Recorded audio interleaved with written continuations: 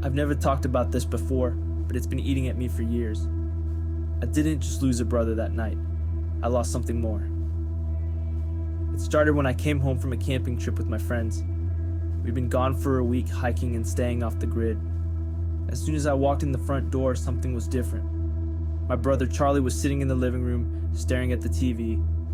He didn't even glance at me. Normally, he'd be all over me with jokes, asking about the trip. I remember saying, "Hey man, I'm back." But he didn't react. He just sat there, rigid. His favorite show was on, but his eyes were glazed over, like he wasn't really watching it. I chalked it up to him being tired or in a bad mood. I headed upstairs to unpack and take a shower. The weirdness only got worse after that. Over the next few days, Charlie's behavior became increasingly strange. He wasn't eating with the family anymore.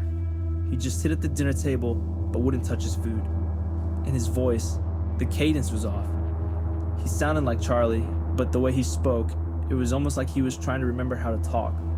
Like he was faking it. We live in a house, just me and him. So one night while our mom was visiting, I woke up to the sound of someone crying in the hallway. I got out of bed and found my mom standing there, trembling. She whispered, "Something's wrong with Charlie. That's not him." I reassured her that he was just going through a phase. I didn't want to believe her, and I told myself she was just tired, but deep down I knew she was right. The final straw came 2 nights later. I was sitting in my room scrolling through my phone when I heard scratching at the door. I froze, my heart pounded in my chest. Sound was soft at first, like a cat clawing at the wood, but it quickly turned frantic. Scratching, scraping, like something was desperate to get in. I opened the door and there was Charlie, or at least what looked like Charlie. He was hunched over and breathing heavily, his eyes wide and unblinking. His face looked distorted. The angles were wrong, almost like his skin didn't fit right. He whispered, "Help me." But his voice, it sounded like static, like a recording playing through broken speakers. I slammed the door in his face and locked it. My hands were shaking. I didn't know what to do.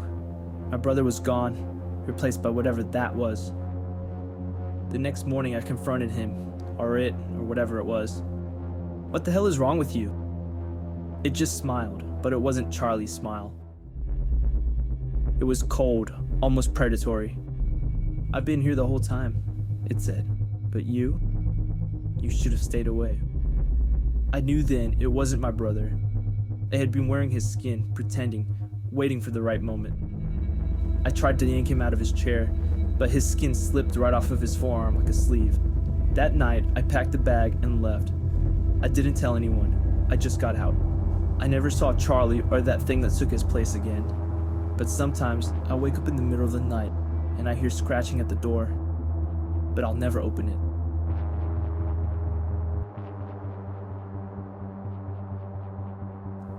I lived in a small rural town my whole life.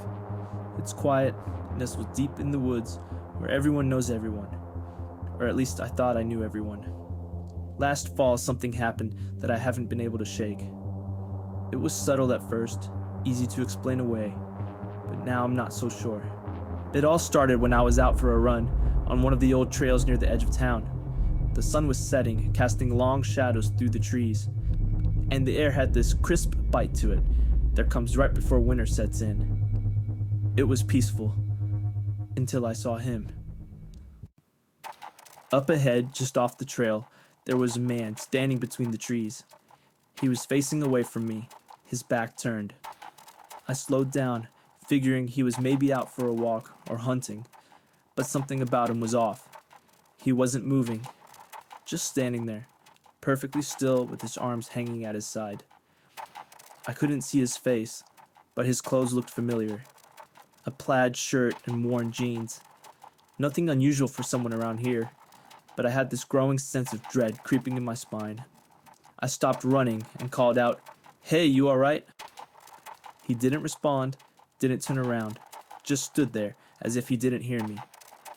I remember taking a step toward him, and that's when he finally moved. But instead of turning around like any normal person would, he bent his head at this impossible angle.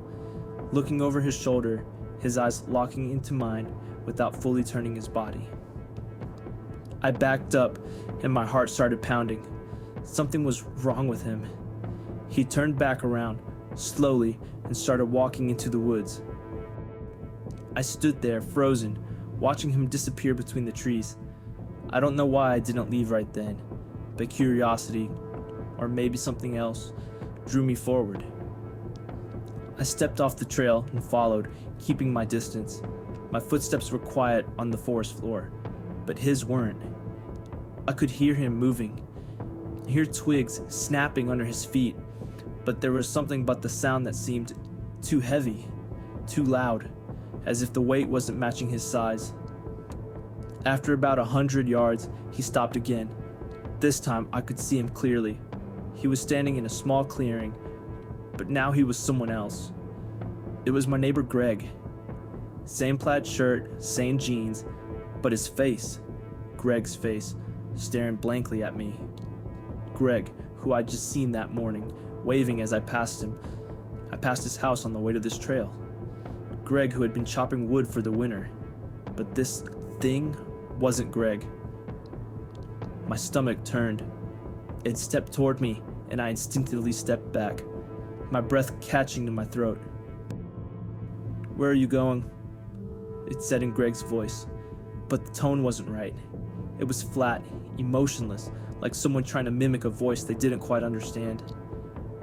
I didn't say anything. I just turned and ran. I don't remember how I found my way back to the trail, but I ran faster than I ever run before.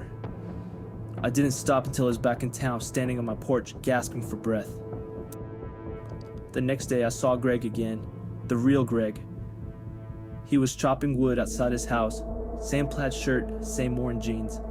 I stood there watching him for a while, trying to convince myself that what I saw in the woods was just a trick of the light, my imagination running wild.